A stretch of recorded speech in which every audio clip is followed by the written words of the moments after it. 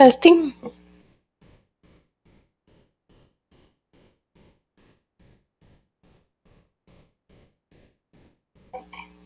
Testing.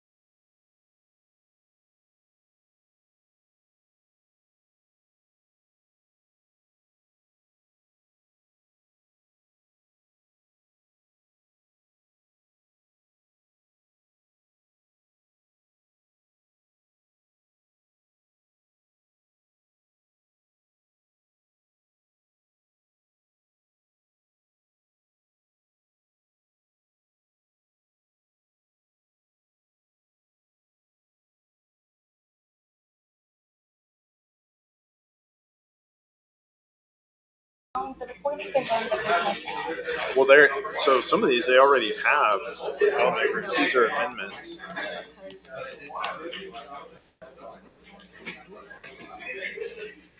Well, it's a necessary evil if you don't comply with code, then you need a development agreement to negotiate. Yeah, so it's not ideal because it's a lengthy process.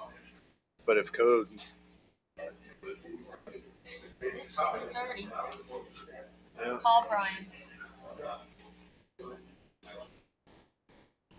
Brianna, did you hear anything from Melanie? I didn't, so I don't know.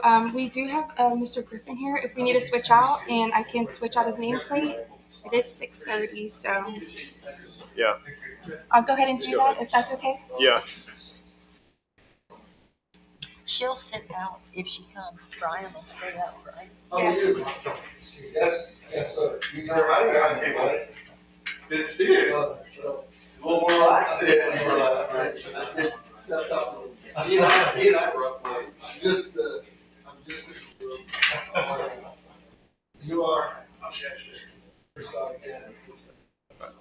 Front and center. I'll let Melanie know too. Did she say? I just let her know. She hadn't responded. Okay. Yeah, I didn't get an email back or anything saying she wasn't going to be in attendance. So. Okay. Call them up after we do. Just open it. Okay. All right. It's 6:31 p.m. We're going to go ahead and call this meeting to order. At the moment, we're missing one of our commissioners. So, Mr. Griffin, would you come up as an alternate and join the board?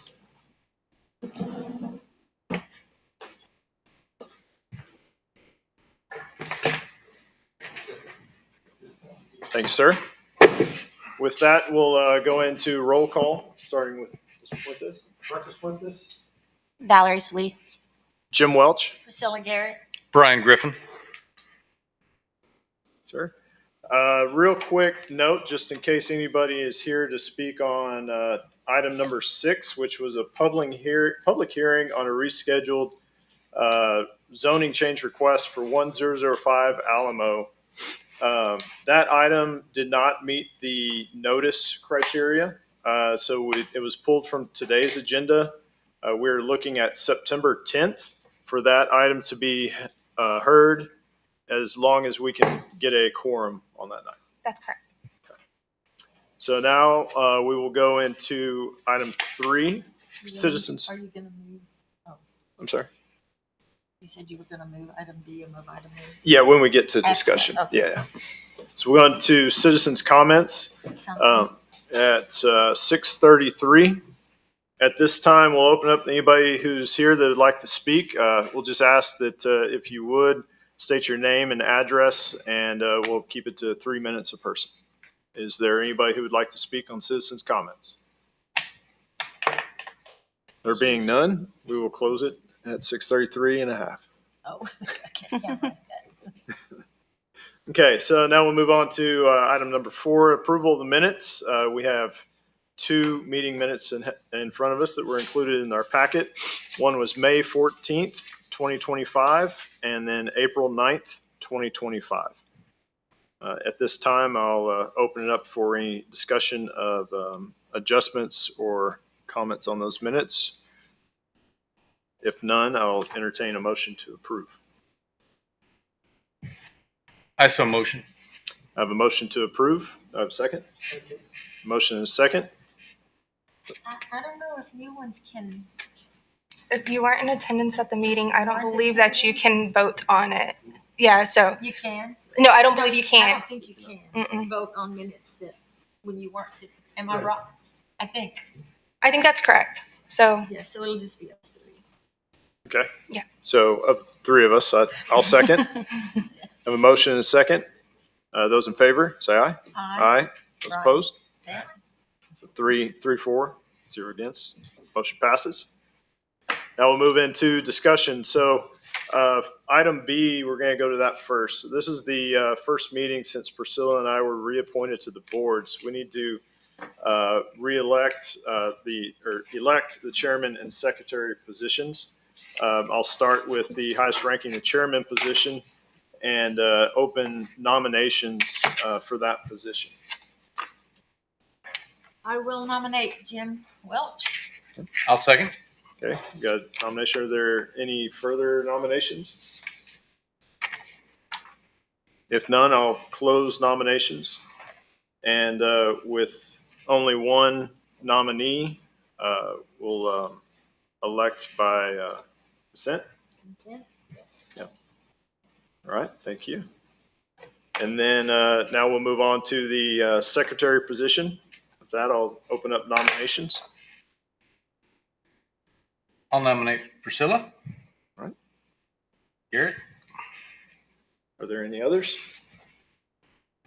If not, I'll close nominations. And Priscilla will continue on as secretary. So we'll elect By consent. both by consent. All right. Now let's move on to item A on the agenda, which is discussion and possible action on the Country Village Phase 2 preliminary plat. Brianna, Yes. turn it over to you. Okay, good evening, Planning and Zoning. For those of you who don't know, I'm Brianna Soto, the Community Development Director. This is Country Village Estates Phase 2, and this is their preliminary plat. Just a general location, this is where it's located with the city limits. It's just right next to that new subdivision that just went in off of Country Lane, and it's in addition to all that Country Village neighborhood. This just goes to show that the zoning for this area is residential, and that is what's being proposed. So it's not outside the zoning classification for this area. Right here is just, y'all have the preliminary plat. I know it's tiny and I know the numbers are small, but this is just the preliminary plat. We're gonna zoom in a little bit just to show what the lot layout looks like, their connections, and we'll get into a little bit more information. So general information, this is a single family dwelling district and these will be single family lots. The acreage is approximately 11.978. There's 32 lots being proposed. The setbacks for those lots is 20 feet in the front, 10 foot in the side, 15 foot on the side adjacent to a right of way, and then 25 feet in the rear, which are all of our typical city lot setbacks. There was no variances requested for this plat, so everything is in accordance to y'all's ordinances. And then there's going to be 19.584 acre feet of water due at the time of final platting, which they will provide to the city. And then there will be a fee in lieu of parkland dedication. So in y'all's ordinances, it's required that anything under, I think it's 50 lots or maybe 100 lots, they just actually submit, pay the city for the acreage required there. They don't actually donate that land to the city. So that's a requirement. And then the city engineer did review and approve the preliminary plat and the plans for the subdivision. With that, we do have the city engineer, we do have the developer, the engineer for them, Aaron Newman, and then we also have the developer here, Jack Moore, if y'all would like to have any questions, and of course I can answer anything for y'all as well. Okay. Thank you, Brianna. Mm-hmm. With that, we'll open up for discussion. Mr. Fuentes, do you have any questions or comments on the? No, And I guess one item to cover with that, with plats coming before P&Z, if the document complies with code and it's recommended for approval, P&Z is required to recommend approval to council. Is that correct? That's correct, yes. Thank you. Valerie? Not at this time, no. Priscilla? I think this hasn't changed from what we've seen before. That's correct, yeah. And I should have said it, but the lots meet the 12,000 square foot minimum, which I know is a big point here. So they all meet that minimum. And we still have the piece in the corner that they had to fix drainage and everything. Right? This is not Heights of Castroville. That's Heights of Castroville. This is a new one. This Yeah. is a new one. Okay. Yeah, I'm fine. We've seen it before, and if it hasn't changed, I'm good with it. Mr. Griffin? Um, Questions or comments? well, the only question I would have, and it's hard to see from here, what's the average street widths? As per the street? Right away. I'm sorry? 50 foot right away. 60 foot? 50.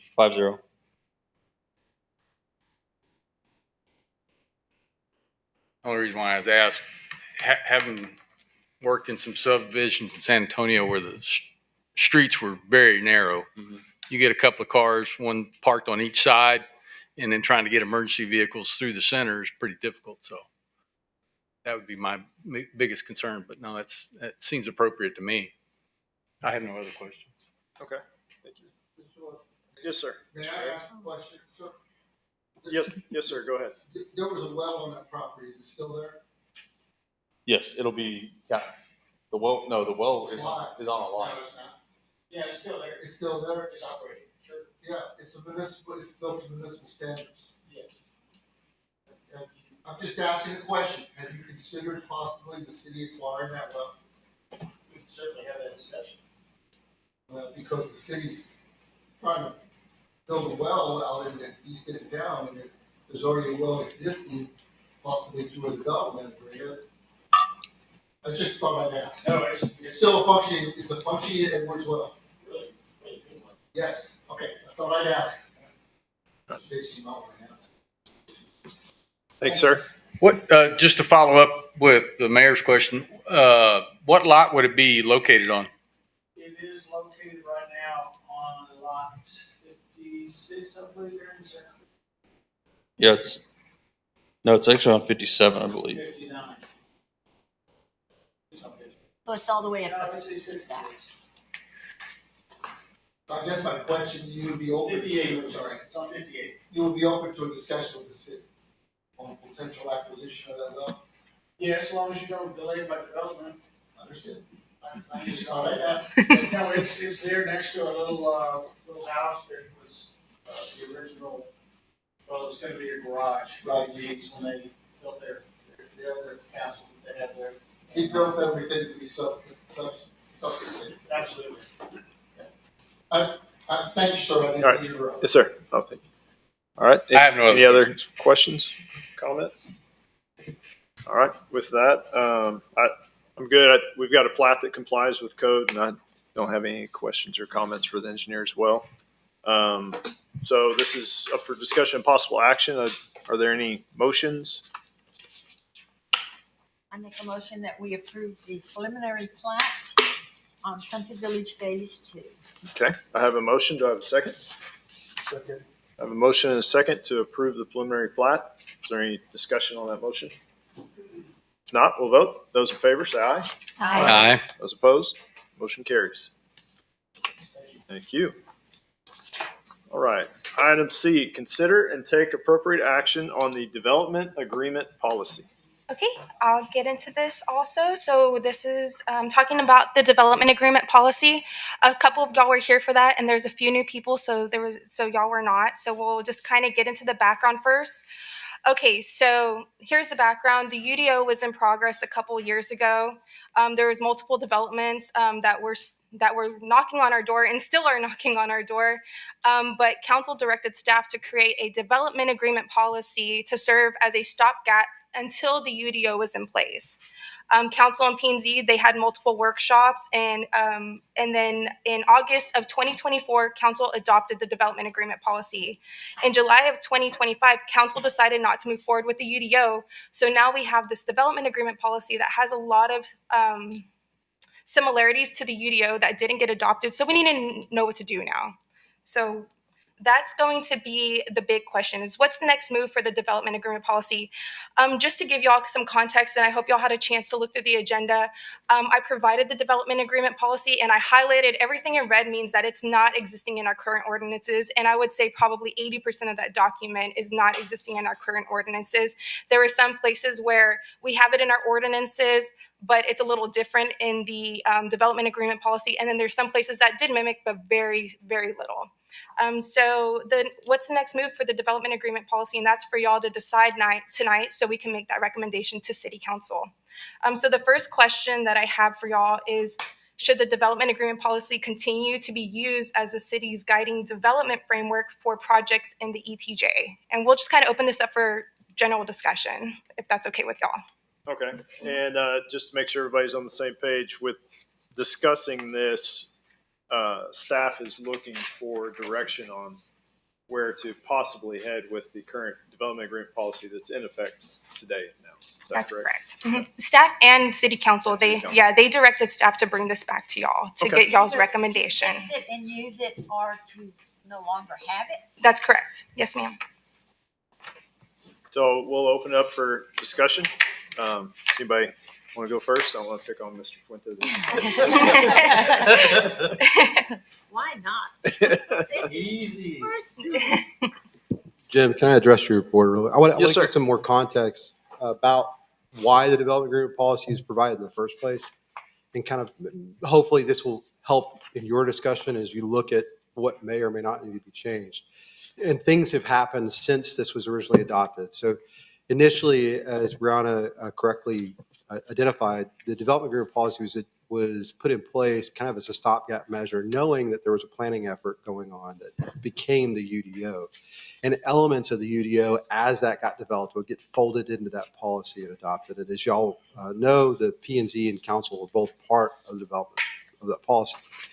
The reason it's been put in place is to communicate to, and the purpose that these types of policies serve is to communicate to developers what the expectation would be in order for them to enter into a development agreement with the city. And typically, these policies will include, because it's a development agreement, understanding that we already have subdivision code that is applicable in our ETJ, that they would need to follow anyway.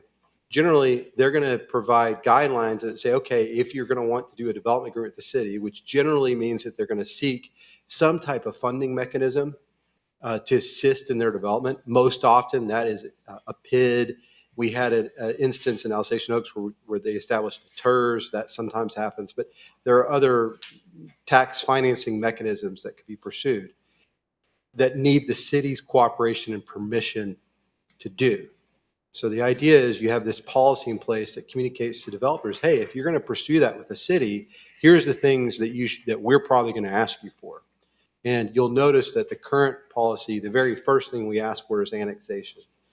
Now it's included, but it used to not be, that used to be kind of understood. One of the things to understand that's taken, or that you all should be aware of, most of you I'm sure are aware of, is that state legislation has changed over the last 4 years, where the folks in our ETJ are able to disannex from our ETJ, and there is no opportunity for the city to say yes or no. There's really, as long as they meet the parameters of the petition, they get to disannex. And the most recent example of that is the fireworks stand up on top of the hill. So where Hillside Hotel is, a lot of people have been asking what's happening there. That's a fireworks stand, and they've petitioned to be removed. Now, more than likely, that's associated with the nature of their business. We don't allow fireworks in city limits. They don't ever want to be annexed and then have their business go away, right, overnight. Understandable. But either way, they're able to do that petition as long as it meets all the requirements. They're immediately disannexed. So I wanted to kind of just give a primer on the purpose of the document. The idea is to convey those parameters, what those parameters might be. And that's what you're trying to put in it. What we recognize along with council is if you aren't going to adopt a UDO ordinance that has a lot of a very specific language that was more related to the UDO and has nothing to do with the CZO, then that language needs to be removed. And I think that's pretty obvious. But our question beyond that is, what do we need to leave in? And what would you recommend to council for the purpose of this document moving forward? I do think they serve a purpose. I think it's wise to have something like this in place. There's a separate policy that we aren't discussing tonight that is very similar, and that's called a PID policy. And it serves a very similar purpose in that some cities will adopt a policy, a PID policy, that says, if you want to seek a PID, here's what you would need to do. And generally it'll outline things like community level improvements that serve more than just that neighborhood, or some type of higher end entrance or fountain or something like that. They'll ask for something that isn't necessarily your typical run-of-the-mill infrastructure. So that's something you can research on your own if you like at some point, is what is a PID policy. But these two policies are usually interrelated, and some cities have one or both. of the. Any Scott, questions about that prime? Quick question on that. You mentioned a PID policy. So if a developer is coming to the city and wants a PID, but is fine with complying with code otherwise, do they need a development agreement, or is that just a PID agreement? Well, I don't know. That's a good question. So that's a policy question. What staff would recommend is that absolutely you'd want to do that with a development agreement, because you can then put other parameters on that development. If you want, and that's kind of where where staff is seeking direction from the community, from you all, from the policymakers, is where we had a unified development ordinance that was reaching into other requirements, like shorter blocks and a lot of areas that were discussed ad nauseum. Our CCO doesn't really have any of that. And so the question is, what are there any elements that we need to look at preserving of some kind that would be above and beyond what our code states? Because that's what you probably put in something like a development agreement policy. Because you're trying to signal, here are the things above and beyond what our subdivision would require that we're going to ask for if you're going to want a PID. But that was a long answer to a short question. The question is, yeah, I think so. I mean, that's ultimately a policy decision, not a staff decision. But our recommendation as staff would be, yes, if someone's going to seek a PID, you're going to want to do that in a development agreement because there's going to be elements of that that you want to prescribe there. Is that Okay. Yeah. okay? I think that answers. Does anybody have any questions for Mr. Dixon? Any discussion on the item? I'll lead off just some general thoughts. Yeah. So I think this is a very important document for our city and our staff. The development agreement policy is the tool that enables the city staff, as Scott described, to kind of understand what council and the public are going to want as a development and the city go into negotiations. A development agreement is not necessary for development to occur. However, as evident by our agenda tonight and all the development agreements that we've seen, it's a very popular agreement for developers to go into in order to formulate a development that fits the land that they're looking at, the product that they want to build, and mutually benefit the city. And so this process creates avenues for the city to go after certain things that could benefit the region as a whole. It also, as you know, the mayor and council are enticing it puts it into a public light on those elements. So it's time and money that the developers are dedicating just to go through the process to get to an agreement. As to where we sit now and my feelings on going forward, we had a joint workshop with council when it was being drafted at the time the UDO was drafted. I wasn't a fan of everything that was in there in general. I thought it was a bit overreaching for a starting document to start discussions. My thought going into it was that we were going to put together maybe a 5 or 6 point bullet point list and say, okay, these are the starting points for the negotiation. But it evolved into a multiple page document. So I think there are elements in there which, with the UDO gone, need to be pulled out because they don't comply with code. And I would also recommend looking to streamline and minimize the document and let the negotiation process be fruitful on its own. You want to talk?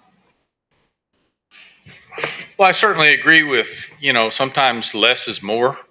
And if staff already has some ideas about the things that should remain from the, old document, obviously those things we should hold on to. But I'm kind of along the lines with Jim. I mean, if you start with just some basic bullet points of being able to guide a discussion, that to me, is worth looking into. Now, let me ask this question as far as, are we looking at staff going through these two documents and pulling out what they would like to see? Do we need to do it? What are we looking at? It's open for discussion, Brown. I'll let you weigh Yeah, in I on think that. it'll be probably a mixture of both. I would like to get a good, well-formed opinion from the planning and zoning on which y'all think should be in there. And it doesn't have to be super specific. And then I can take the general idea that y'all have, and formulate some, streamline annexation is probably a big one that y'all want in there. Just a couple different ideas, and then try and prepare something. And then at that point, we can either bring it back to you or have another. I think that joint workshop worked out really well the first time with planning and zoning and city council, because there were a lot of points to talk through, but that's completely up to y'all. So.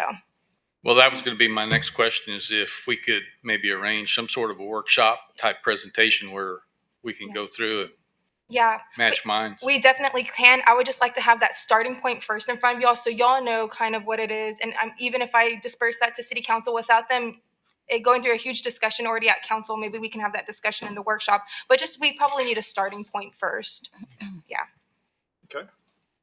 Having sat in on that meeting, I agree. If we're going to do this, make it more simple, but we do need to meet with council. I think that was a very positive meeting that we had that time, putting that development agreement together. Great. And I'd like to know, since I guess you've worked with it a couple of times, is it productive with the developers? I mean, Well, so we haven't actually had that's the weird thing, is when we were going through this process, we had a lot of people that were coming to the table. But since we've adopted it as a policy, we haven't had a chance to utilize it. Oh, okay. Yeah. And then also I think we all know about the turmoil with the UDO. So it's like, are we going to try and push something that we don't know? We weren't sure what city council was going to do on that. So it was also just trying to understand that part of it. I want to offer a minor correction, because we did have one developer come, Oh. and I'm thinking of specifically the DR Horton project. And it was, this is what I was trying to communicate to council, because I think there was some discussion, do we even need one? And I think from a staff perspective, I would absolutely say yes, because there are going to be instances where you will have a developer come forward and says, well, we will want to do this, but not this. And we want to do that, but not that. And so they aren't going to meet our code. So they're going to want to do a development agreement. And we would like to be able to have something to stand on and say, okay, well, but if you're going to do development, you have to do this. And for that discussion, it was immensely helpful to be able to tell that developer, minimum is you have to annex. Like, that's the very first, you have to annex. And if you're willing to annex, then we can have the other conversation. And in this particular instance, that wasn't of interest to them. They were not interested in annexing into the city. Well, that made my job very simple, very straightforward. I could say, okay, well, come talk to me when you're ready, because I've got policy direction that says that's needed. So that's the only caveat I would say, is that it has been put into use. so they brought a development agreement to you that they wanted to use. Right. But we had one already. No, they made a proposal They made for a a proposal. potential development agreement, but I was able to kind of shut that down immediately and say, well, until your client is ready to talk about annexation, we are not going to talk about a development agreement. We're done. You have our code. You can either follow our code and be in our ETJ.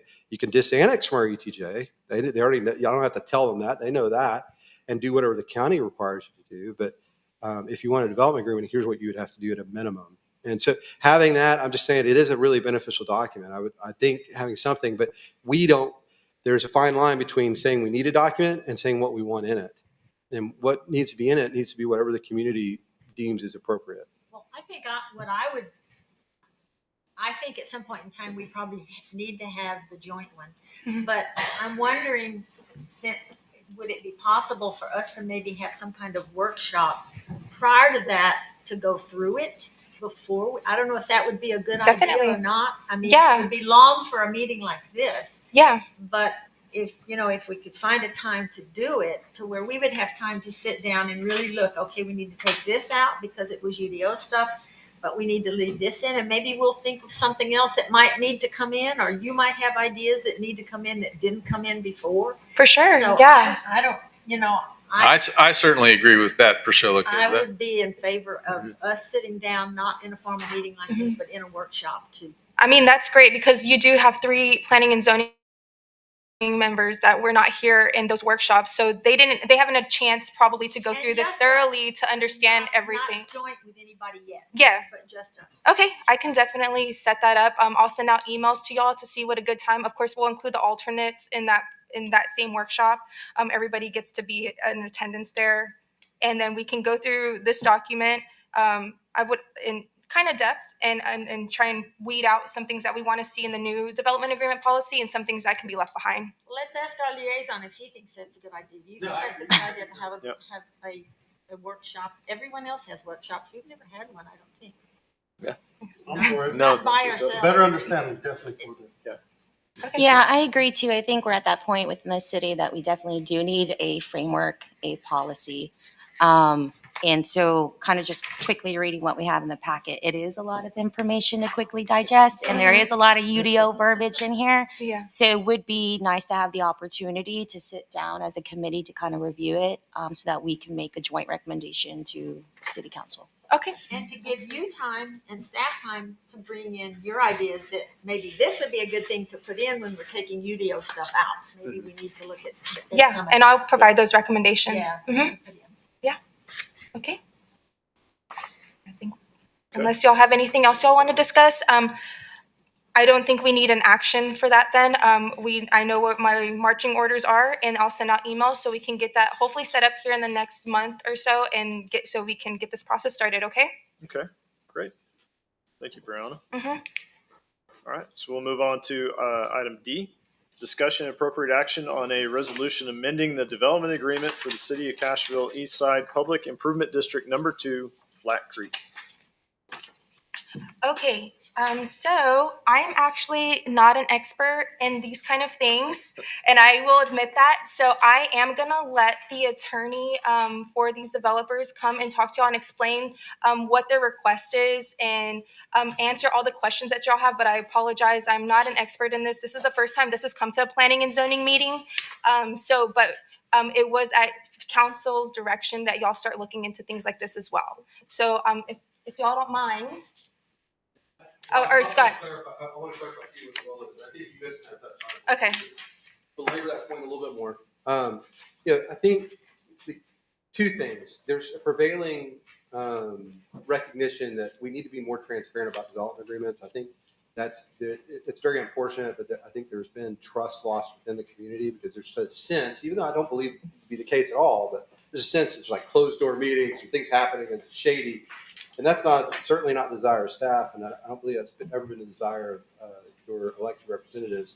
But in an effort to try and kind of throw the curtain back a little bit more, we're working through a policy process with your mayor and council to identify what is planning and zoning's role going to be.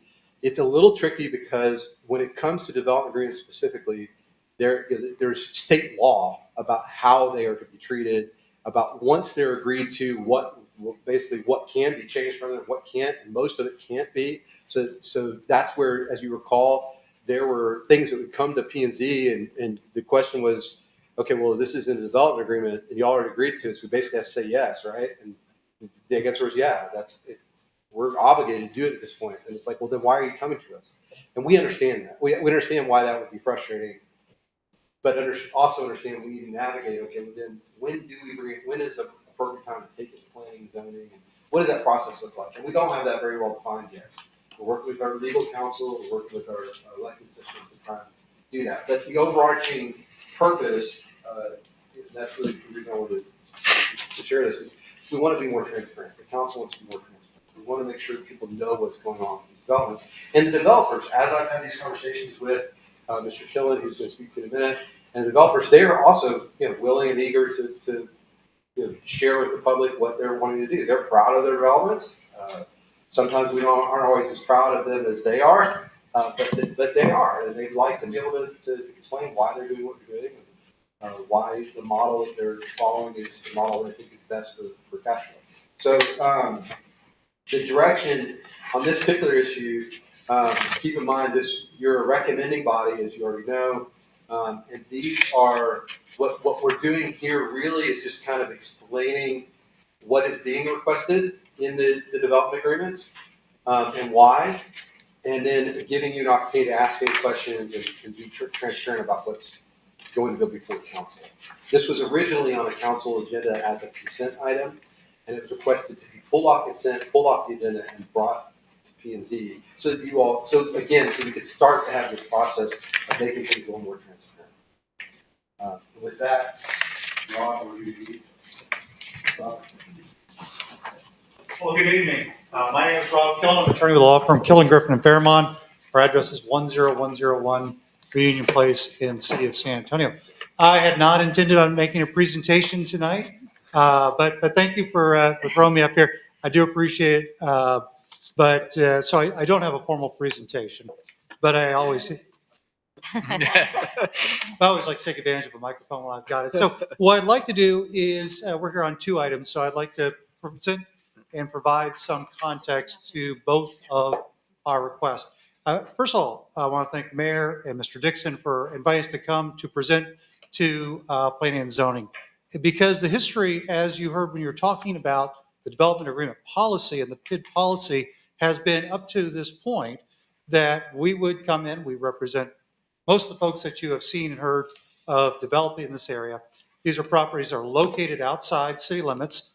Come to the city, we talk about utilities, we talk about annexation, and all of these, with one exception, the D.R. Horton project, they did not want to come into the city, but all of the others have said, look, we want to be in Castroville, we want to be part of your community, we want to get city services, we want to add to the tax base, we want to develop to standards that we've mutually agreed upon. And so that's the development component of this that you're considering tonight. So what our firm does, Killen, Griffin, and Fairmont, is we do land use and economic development. So we represent principally landowners, developers, businesses who are seeking to develop their property. A lot of this has to do with annexation, either negotiating long-term non-annexation agreements or voluntary annexation agreements, or with a new state law that went into effect 2 years ago, pulling out of cities' extraterritorial jurisdictions. And what we do in each property, every jurisdiction, big cities, small cities, and cities like Castroville, which are kind of in the middle in terms of the size of cities we work with, we make an individualized determination as to what makes the most sense for that development. And I can tell you consistently over the years, each and every time we've had a property in the Castroville ETJ, it's made more sense to work with the city collaboratively. Say, look, we're going to come into the city, we're going to work with you, we're going to come up with development standards that apply to these properties that would not otherwise apply because the city really can't regulate outside city limits. You can't control density, lot size, and annexation is all voluntary now and has been since 2019. And so all of these properties that we've worked on have chosen to work with the city of Castroville. That is not true in all jurisdictions. Some jurisdictions have clear and easily defined development agreement and incentive special district policy. San Antonio developed one just a few years ago. And it's very, very easy to do projects, and most of these things are on the consent agenda in San Antonio. Other cities do it at a very ad hoc kind of basis. Well, we like it, we don't like it, we're not sure, and things can be dragged out, and sometimes it just doesn't work out. But even though Castroville hasn't had a written policy these last few years, working with city leadership, with your bond counsel, your city attorney, we have worked on a series of agreements, including the 2 that you're listening to or hearing about tonight, that adopt a lot of the things that you want, that you're really formalizing in your development agreement policy. So what you're doing is really codifying with PID policy, with development agreement policy, what the city has done consistently over the years. The one kind of thing hanging out there was the UDO, right? What is going to be the impact of the UDO? Ultimately, you made a decision, we're not going to move forward with the UDO, so development agreement policy makes a whole lot of sense. So the next time we're in front of you, and P&Z hasn't heard these before, right? So that's part of the new policy and the new procedures, is that for greater transparency, we will be in front of P&Z before we get to city council on new development agreements. So the next new development agreement that we bring forward will come to you, we'll have a full-blown presentation, we'll talk about kind of all the bells and whistles, what the developer is going to do in terms of community contributions, infrastructure investment, if there's a commercial component, job creation, economic investment, all the value that they bring to the city. Now, what we're going to be talking about tonight are 2 development agreements that have already been approved by City Council, making adjustments to those development agreements to match up with the Public Improvement District approvals that have already gone through City Council. And so we'll talk about Kingfish, which is the Flat Creek project. We've got the developer, Chad, who would be super excited to jump up and talk to you if you have any questions. But what we're really talking about tonight is cleaning up the development agreement to make it consistent with the Public Improvement District. So with the city, and it's really a two-step process, right? And Scott talked about this in his comments, is developer comes to us and says, I want to do this project.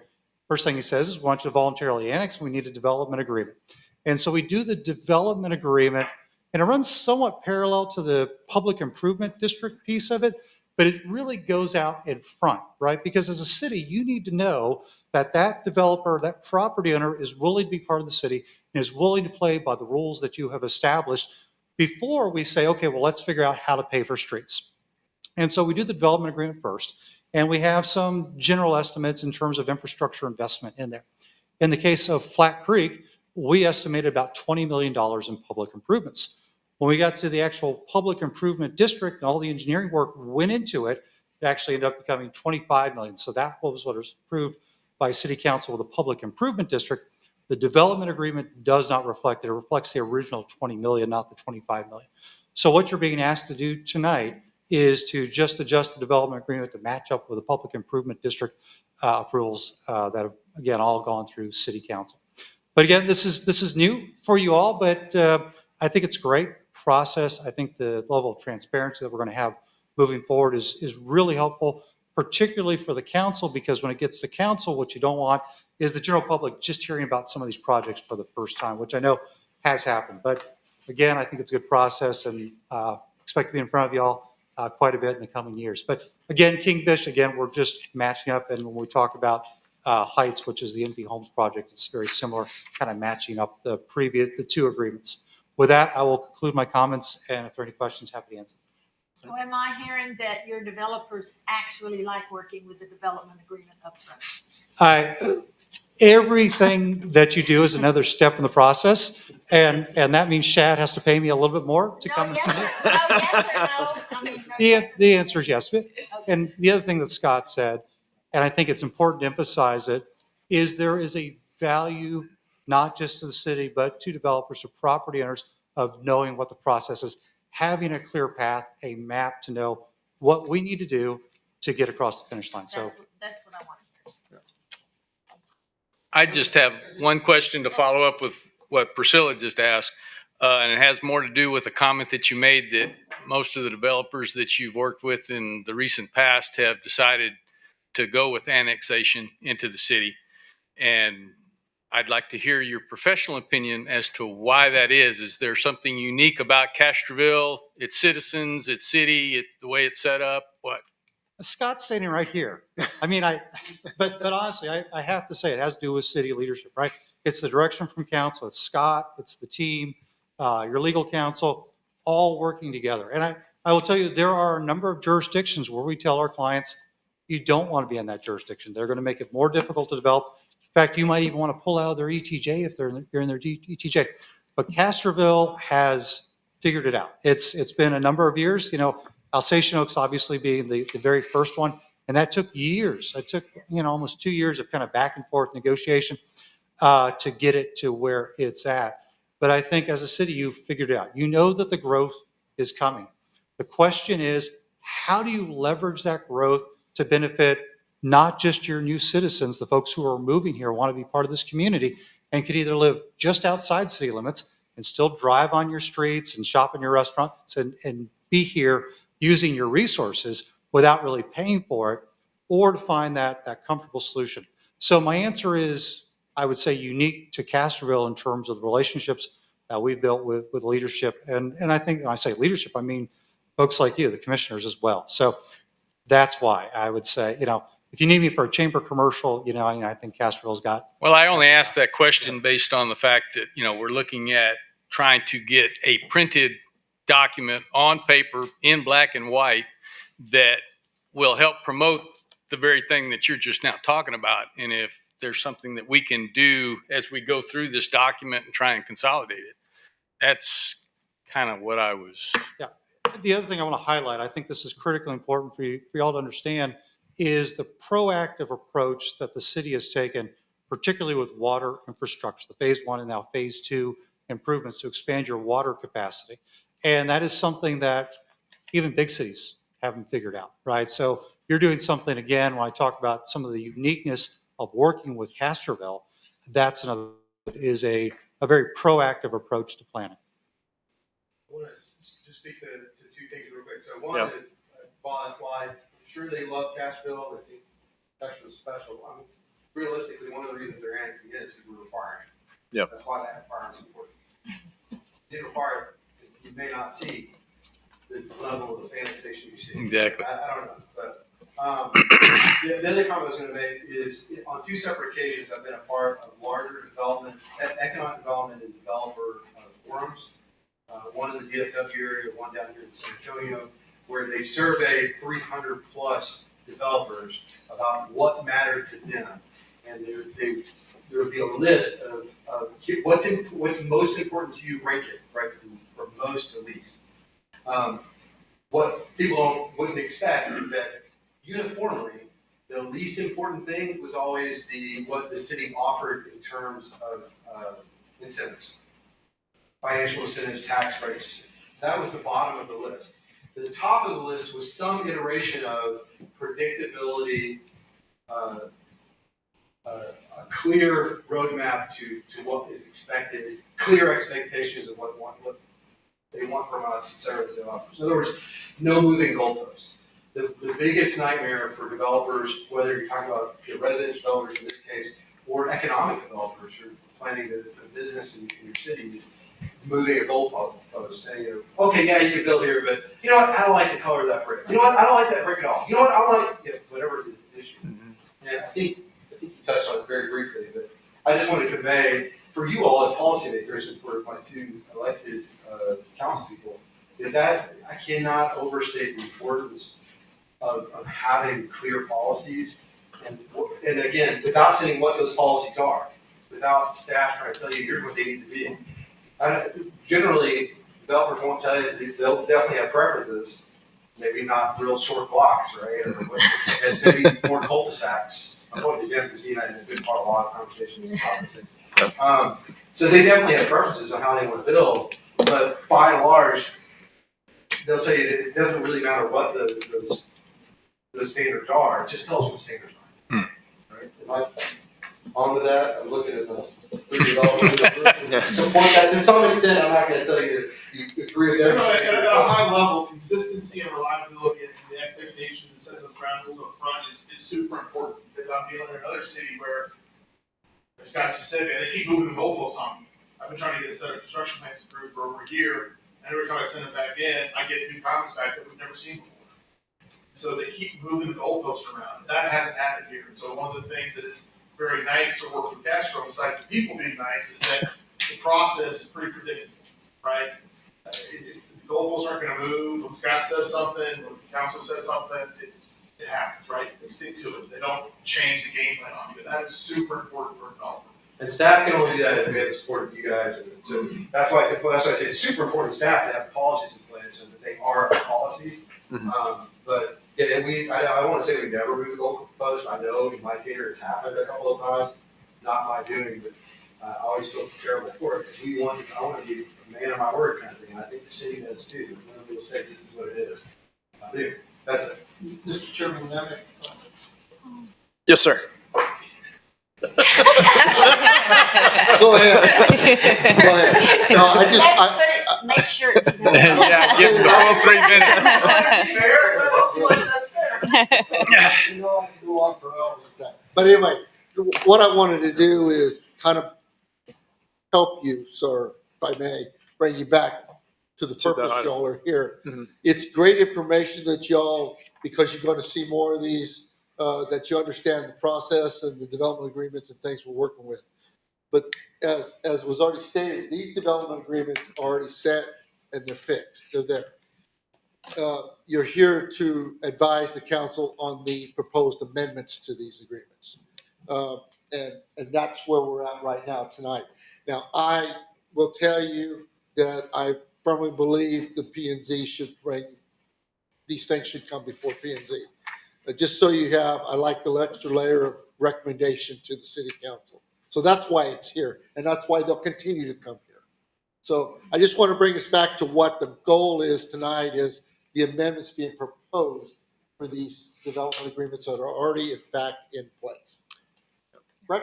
Yes, sir. Okay, thank you. All right, thanks, sir.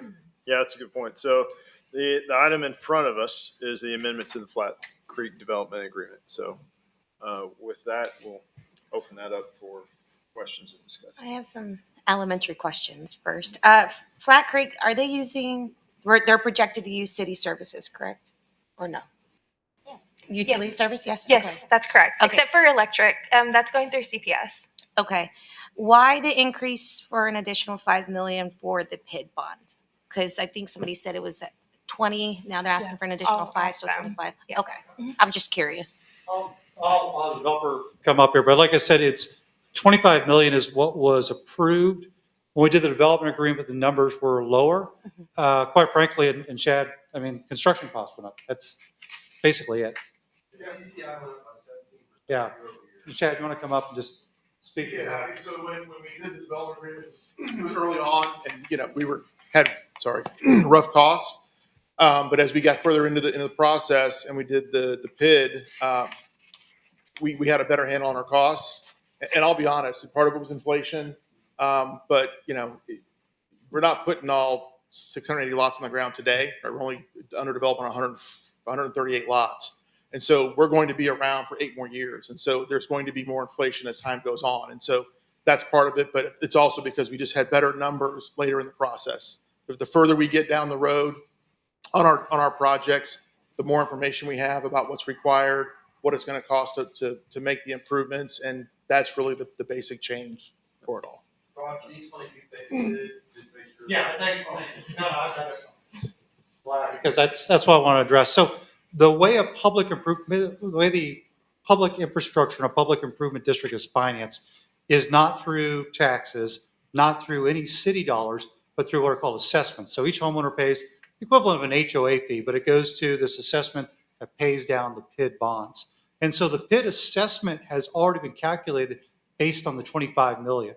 So again, nothing's changing in terms of the actual numbers that the residents will be paying from what city council approved. This is just the development agreement number was wrong when it was originally calculated. It's only applicable to, and the assessments are only being paid by the residents who are going to be living in Flat Creek. It's not anybody outside that. And there is state law, Rob, correct me on this, but we have to notify anyone before they buy a house property within Flat Creek that they have that there's a PID, there's assessment there, etc. Yeah, the legislature has been very clear that you can't buy into a PID without flashing red lights saying you're going to pay this assessment. So that's the reason for the increase. And one element I'll add, correct me if I'm wrong, what we're talking about tonight is a raise in the maximum amount that the bonds cover, right? So that's setting a ceiling for all of those construction costs, which are yet to be determined multiple years down the road. And so it's not saying for sure that money's going to be taxed on the residents or whatever. It's just setting a ceiling for this district to recoup costs. How does inflation affect what your homeowners pay over the years? Does it go up? Is that I don't know if it's a viable question, but I mean, it's. What was that? I said, Cassandra, we had our financial analyst was supposed to be here tonight. Probably got caught up in traffic on Highway 90. I feel for her. But so the answer is a PID assessment is it's a flat fee. So you're paying the same year 1 and year 30. You know, it's the adjustments are a little bit different than say like your homeowner's taxes, your ad valorem taxes. And there's even an opportunity theoretically as a homeowner, you could pay your full PID assessment up front. Why you do that, I have no idea, unless you plan on staying in your home for 30 years. But that's the thing. So as a percentage of your payment year over year, your tax burden, it actually reduces. It's a better mechanism really than paying for it. We work on a lot of districts that are financed through taxes. special improvement districts and municipal utility districts, and those are a lot different. So what you're paying into those districts increases over the years as your value increases. With a PID, it's staying flat. I don't have any more questions. I think I would like to add, and first in general, since this is the first one in front of us, I'm a little, I guess take a little pause having these development agreements come before P&Z in this type of format, and just personal preference here and thinking through it, the way this is being approached separates the process. And so we'll have, it'll have to be at least a draft development agreement created, which all that horse trading will go on, and then it will come to P&Z. And we as a P&Z board, I mean, as obvious just with the questions on what is a PID, what's involved, I mean, there's so many elements that can go into a development agreement that I don't feel like we are qualified to dive into the details of Exhibit A through Z in a packet and make a well-informed decision on specific items. Now, on the other hand, I like the getting the public involved and having the open transparency. But I would propose maybe a different approach where it's either P&Z is a joint workshop early on that doesn't stretch out this process, or maybe there's a public hearing where the public can come as opposed to running through P&Z. Because as we all know, when the public comes to a P&Z meeting, there's set times they can and can't talk. So we're not having a go back and forth with the public. So just voicing that right now, because I think there's definitely some stuff to work out as we go forward. Yeah. And Scott, you mentioned that the city is contemplating the approach and how that format's going to look, but I'm a little uneasy about that. Yeah. Policy, I mean, I think those are excellent thoughts to you all to consider that you could put into it, the development agreement policy and basically set it in order for development agreement to happen. These things need to happen first. There needs to be a public workshop about the proposed development where the public gets an opportunity to hear, talk about what's being proposed, the initial proposal. Then there needs to be a joint workshop with P&Z and council to work through whatever those elements are that fit within the guidelines we've already established for development agreement or for the types of provisions. I think that's exactly the type of things we'd like to invite all the things through when establishing policies. What does that process look like? So that's good. Thank you. I agree, having the public, some kind of open public thing early on. To just give them the notice that, okay, here's another one that's coming, and give them a chance. I agree with that. That before we have to actually look at something and send it to council and say, okay. This number's off or Yeah, change that. Yes, I agree. And just to continue with the item that's in front of us, which is an amendment to the Flat Creek Development Agreement, personally, I don't have any issues with raising the ceiling. I think it's supported, especially with the costs rising so rapidly of construction costs, land, and all of those types of things. Any other comments, questions? I don't have a problem with that. There, if no other comments, I'd entertain a motion. Want to take action on it? No motion. Come on, guys. I'd like to make a motion to approve the resolution amending the development agreement for City of Castroville East Side Public Improvement, Black Creek. District 2. I have a motion to approve. I have a second. A second. Any discussion on the motion? If not, we'll vote. Those in favor, say aye. Aye. Those opposed, motion carries. All right, and we'll move on to item E, discussion and appropriate action on a resolution amending the development agreement for the City of Castroville Public Improvement District, the Heights of Castroville. Okay, and this is the same format. It's the same thing that was just asked in the previous request, except for the amount is different. And so if y'all have any additional questions for Mr. Killen or Scott, go ahead. There's one caveat to this. Okay. So it is a little bit different. Rob can see that, but there is a 380. One of the things we learned through this process, Rob, Nader, is there probably needed to have been a timeline established for the offsite improvements related.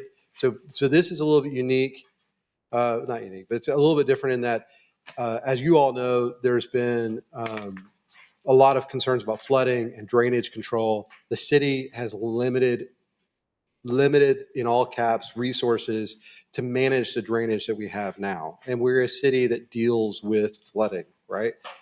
Surrounded on by three sides, on a river and a hill on either other side. So one of the things that we negotiated with Nader, and it was, I think it was a good deal, and I'm grateful to Rob and Nader for agreeing to do the things they did, but it was offsite improvements to the Country Village drainage channel, where they were going to basically go in and dredge or reestablish the original bar ditch that's been there for about 20 years and silted in.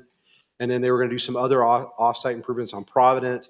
And very similar to what you heard a second ago, all of those costs have increased since the day that was entered into. Now, if I were to do this agreement again, I would have probably put a timeline and said, hey, we need those offsite improvements sooner, because because the market's going to do what the market does as far as housing and when the housing demand happens. And I think that's the only reason probably this development hasn't happened sooner, is just the market hasn't been there. But those offsite improvements have been needed in the interim. And I've got, as the mayor well knows, we've got some folks that are anxious to see that bar ditch or that drainage ditch done. But so part of this is not just the PID bonds, but there's a 380 agreement element. A 380 agreement is where the city rebates a portion of taxes. So the important thing to understand is here, we're not giving them money that we don't have. We return a portion of the taxes we receive based on the value they create. So there's no risk to the city in that respect.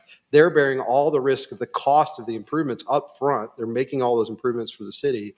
And then we rebate the cost to them over a period of time through the property taxes that they pay.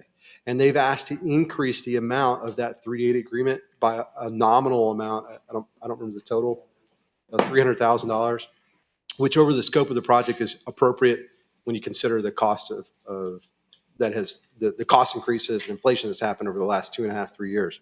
So that's the only caveat. It's a little bit different, and I didn't want to be accused of not sharing that with you also. There you go. This is Thanks, the sir. one right behind Country Village. This is right Yes. behind Napa. So, Yeah, right behind Napa. Napa.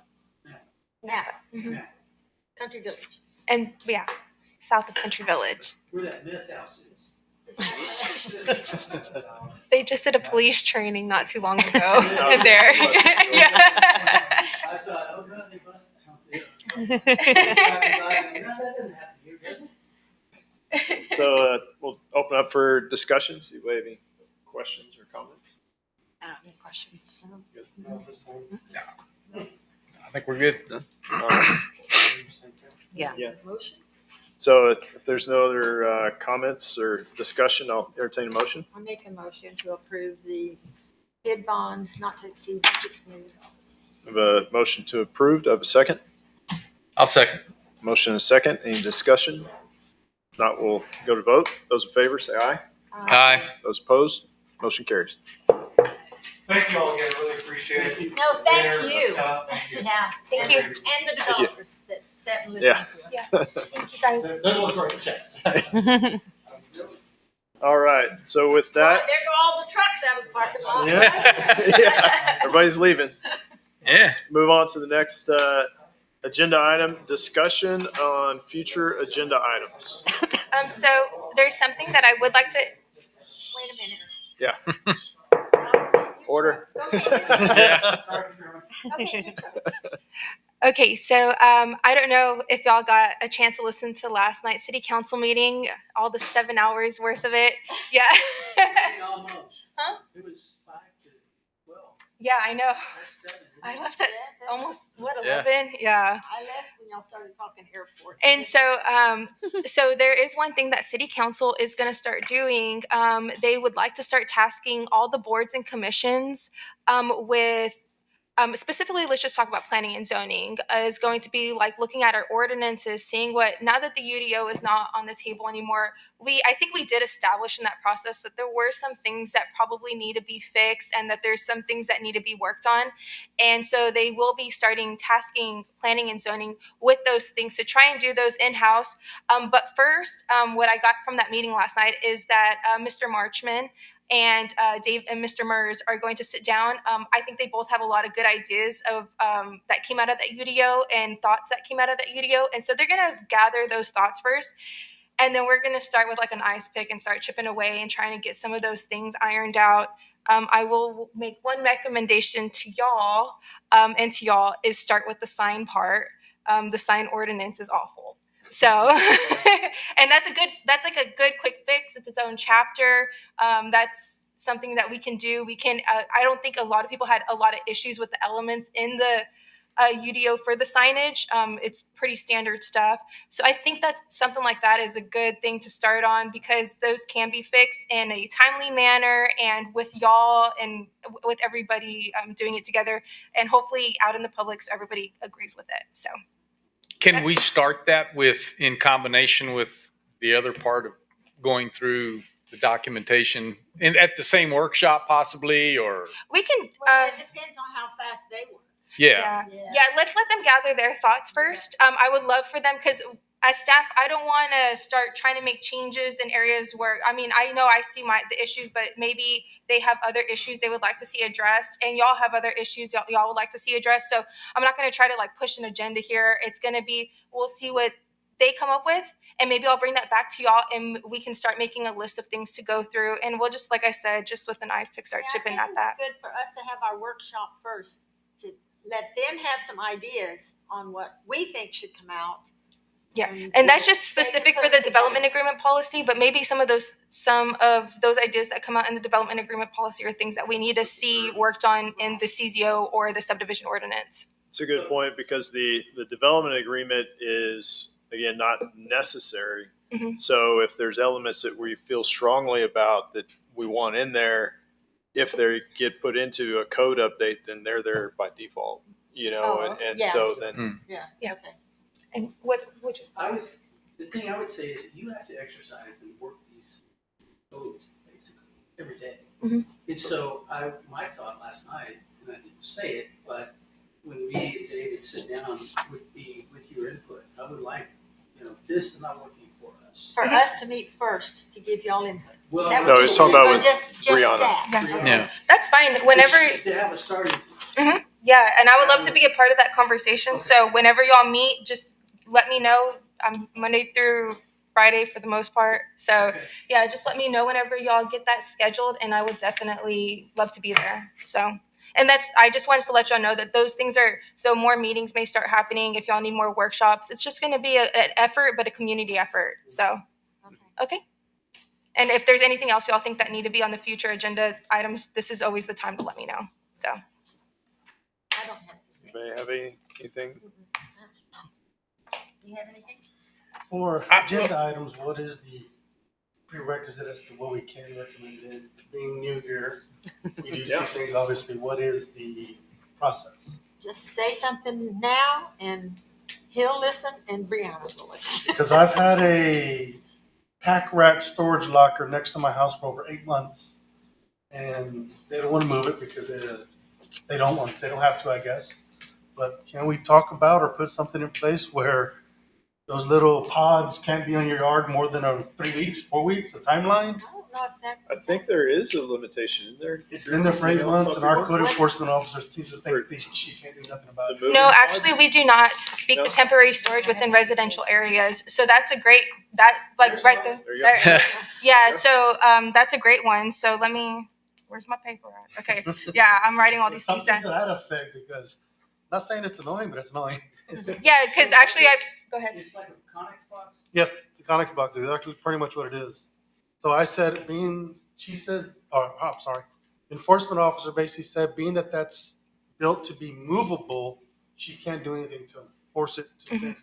So I said, well, I could put a chaparral shed there because it's put on skids, so I could put that in front of my house. well, no, that's a permanent structure. That's how I understood it, which I get, but Yeah. it's kind of the same thing, just not shaped the same. Yeah. So Yeah, so they're using it as an accessory structure, but because, and language is everything and Mhm. interpretation is everything, and those fall under like a temporary, it doesn't fall under accessory structure Gotcha. like the shed would. And so, but I actually have seen that in when I've gone to like some planning events where a lot of people are having issues with those now, because that's just kind of something new that popped up where people are getting those Connex boxes and then trying to use those as How will that fall under us?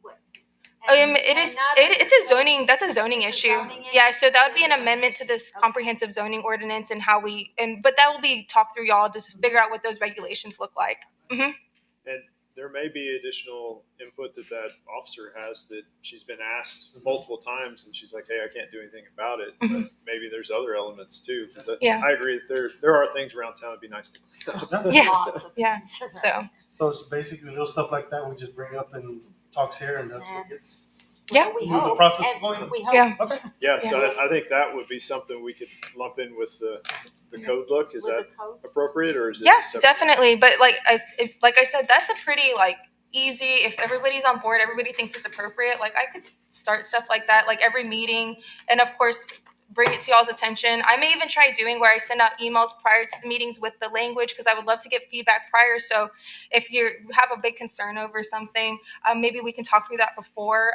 Just to try and make it a smooth, a fairly smooth process. So when it comes before y'all can have good discussion. So. Could you bring Curl and Sandy in as our code compliance?